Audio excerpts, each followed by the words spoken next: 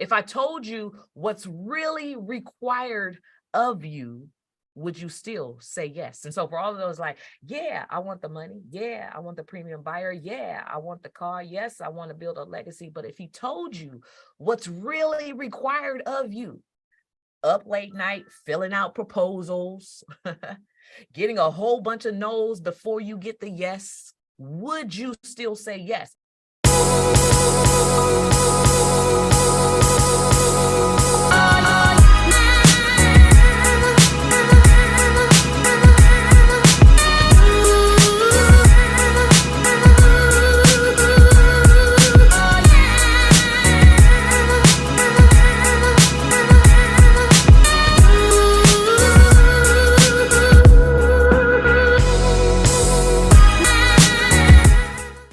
Faith and doubt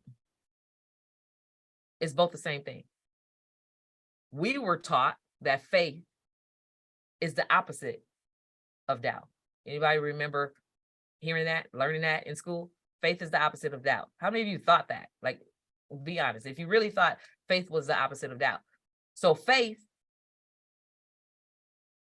and doubt, if you did not know, is the exact same thing. Faith equals doubt. This journey is the journey of faith. The faith equals doubt because they're both belief. You get what you believe. So this is very relevant because it's all about your belief system.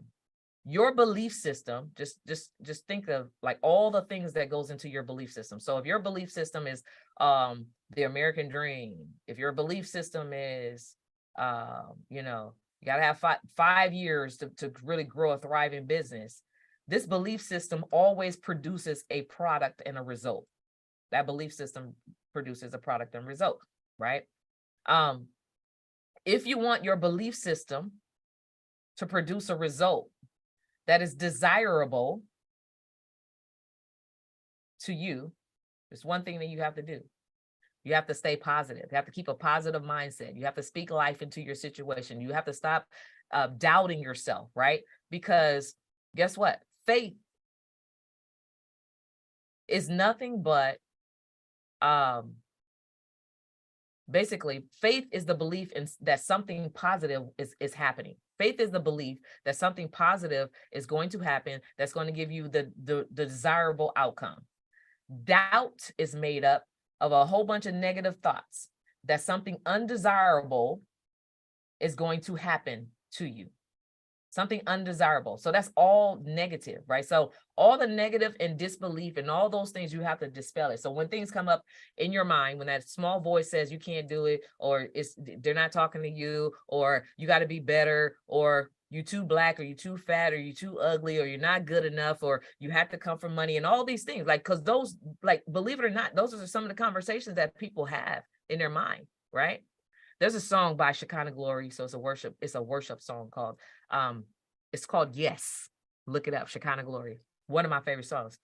And one of the lyrics says, if I told you what I really wanted from you, this is God talking to her, would you still say yes? If I told you what's really required of you, would you still say yes? And so for all of those, like, yeah, I want the money. Yeah, I want the premium buyer. Yeah, I want the car. Yes, I want to build a legacy. But if he told you what's really required of you, up late night, filling out proposals, getting a whole bunch of no's before you get the yes, feeling like people are trying to basically blackball you because you sell the same thing that they sell, all those things. If I told you what's really required of you, would you still say yes? And you got to be that committed to finishing the race. You got to be that committed.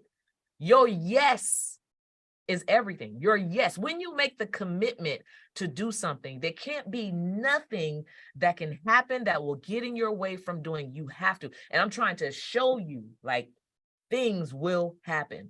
Life will still continue. Things will pop up.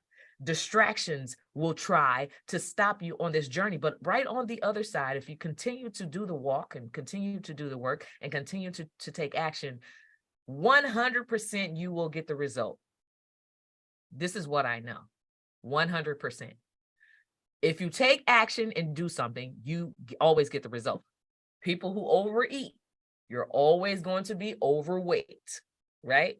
So if you take massive action, people who build their business on solid ground, you're always going to have a thriving business that will sustain recessions, oppressions, depressions, and COVIDs and all this other stuff that happens, right?